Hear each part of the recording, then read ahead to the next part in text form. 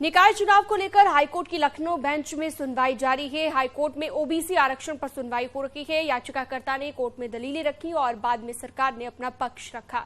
आज हाईकोर्ट अपना फैसला सुना सकता है।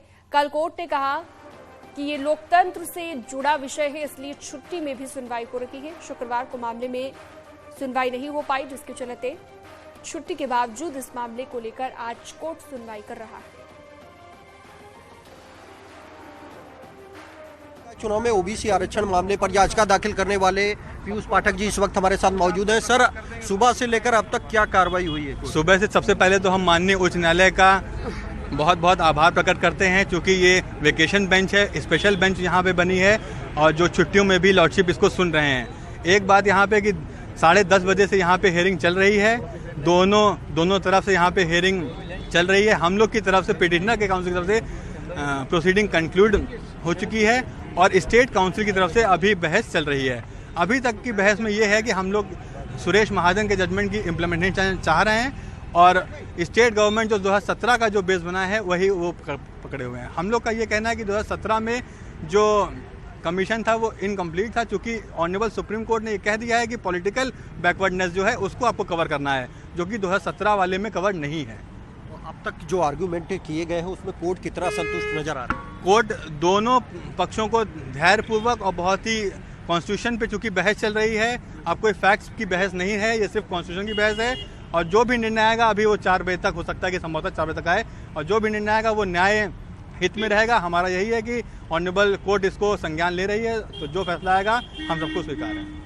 जैसा कि आपने सुना, ये थे याचिकाकर्ता पीयूष पाठक, जिनका कहना है कि कोर्ट में दोनों पक्षों ने बारी बारी से अपना पक्ष रखा है। सबसे पहले याचिकाकर्ता के पक्ष ने अपनी बात रखी और ये दावा किया कि जो ट्रिपल टेस्ट फार्मूला है सुप्रीम कोर्ट के गाइडलाइन के मुताबिक उसे लागू किया जाना चाहिए था, लेकिन सरकार ने लागू नहीं किया है। जबकि दूसरी ओर सरकार ने ये कहा है कोर्ट में कि उसने 2017 के सर्वे के आधार पर नगर निकाय चुनाव में ओबीसी का आरक्षण लागू किया है। लेकिन ये बात सच है कि राजनीतिक आरक्षण के तौर पर कोई सर्वे या आयोग का गठन नहीं कराया गया है। ऐसे में अब हाईकोर्ट में फिलहाल लंच हुआ है। लंच के बाद एक बार फिर से सुनवाई शुरू होगी, तो फिर दोबारा सरकार अपना पक्ष रखकर उसे पूरा करेगी, जिसके बाद अगर याचिकाकर्ता को कोई आपत्ति होगी तो उसे भी अपनी बात रखने की अनुमति मिलेगी, जिसके बाद दोनों पक्षों को सुनने के बाद हाईकोर्ट इस मामले में आज कोई बड़ा डिसीजन सुना सकता है। उम्मीद जताई जा रही है कि ये फैसला करीब 4 बजे तक आ सकता है। कैमरामैन गोपी गिरी के साथ राजीव प्रताप सिंह, न्यूज 18 लखनऊ।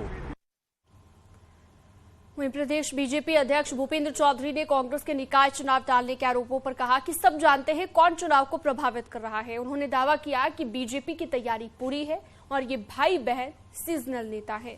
उन्होंने राहुल गांधी की भारत जोड़ो यात्रा पर कहा कि राहुल गांधी पता नहीं कौन सा भारत जोड़ रहे हैं, उन्हें जोड़ना ही था तो पाकिस्तान और बांग्लादेश से यात्रा निकालनी चाहिए थी। लेकिन राहुल गांधी कंफ्यूज हैं, उन्हें पता ही नहीं है कि करना क्या है। न्यायालय में है और माननीय उच्च न्यायालय के आदेश के बाद ही मैं इस पर कुछ कह पाऊंगा। कौन लोग कोर्ट में गए हैं, किनकी तैयारी नहीं है, कौन लोग चुनाव से भाग रहे हैं, ये सब जानकारी है। जनता प्रदेश की, देश की जनता सब जानती है। भारतीय जनता पार्टी का संगठन, हमारे माननीय प्रधानमंत्री जी, हमारे माननीय मुख्यमंत्री जी, हमारे सरकार के सभी मंत्रीगण और पूरी पार्टी, भारतीय जनता पार्टी का एक कार्यकर्ता, चाहे हमारे वैचारिक कार्यक्रम हो, चाहे हमारी सरकार से जुड़े विषय हों, चाहे हमारे संगठनात्मक काम हो, हम जनता के बीच में रहते हैं। आप पूरे समय की गतिविधि पार्टी की और कांग्रेस पार्टी की गतिविधियों का आकलन करो। वो लोग केवल इस तरह के आरोप प्रत्यारोप करना, ये उनके स्वभाव में है और ये सीजनल लोग हैं भाई बहन दोनों। जब सीजन आएगा, चुनाव का सीजन आएगा, आपके बीच में आ जाएंगे, उसके बाद गायब। आप मूल्यांकन करो विपक्षी दलों। भारत, कौन सा हिस्सा भारत के जोड़ने की बात राहुल गांधी करते हैं? अगर वो अखंड भारत की बात करते हैं, भारत को, तो अखंड भारत का हिस्सा भारत, पाकिस्तान, बांग्लादेश, ये सारा क्षेत्र उन्हीं के समय में देश से अलग हुआ है। तो उन्हें अपनी यात्रा पाक अधिकृत कश्मीर से करनी चाहिए, उन्हें अपनी यात्रा लाहौर, रावलपिंडी, इस्लामाबाद से करनी चाहिए, उन्हें अपनी यात्रा कराची से करनी चाहिए, ढाका से करनी चाहिए। यही तो हिस्सा देश का अलग हुआ है। लेकिन कांग्रेस कंफ्यूज है और जिस भारत को जोड़ने की बात कर रही है वो उन्हीं के समय भारत विभाजित हुआ था। यूपी प्रदेश कांग्रेस अध्यक्ष बृजलाल खाबरी ने भूपेंद्र चौधरी के आरोपों पर पलटवार किया है और कहा है कि चुनाव टलवाना विपक्ष की साजिश नहीं है, बल्कि बीजेपी ही निकाय चुनाव नहीं कराना चाहती। उन्होंने आरोप लगाया कि बीजेपी की स्थिति ठीक नहीं है, इसलिए वो प्रशासक बैठाकर 2024 तक चुनाव टालना चाहती है।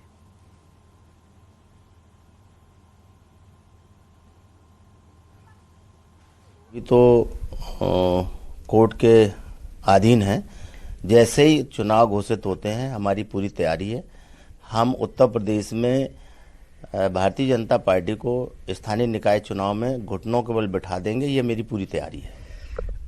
बीजेपी अध्यक्ष का कहना है, भूपेंद्र चौधरी का, कि ये नगर निकाय चुनाव को अटकाने का जो साजिश रची जा रही है इसके पीछे विपक्ष का षड्यंत्र है।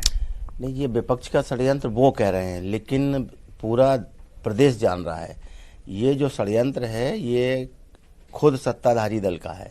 वो नहीं चाहते हैं कि अभी हमें चुनाव कराने पड़े, वो चाहते हैं कि हम प्रशासक बिठा करके पूरा टाइम निकालें और आने वाले 2024 के बाद तक ले जाएं। ये उनकी तैयारी है।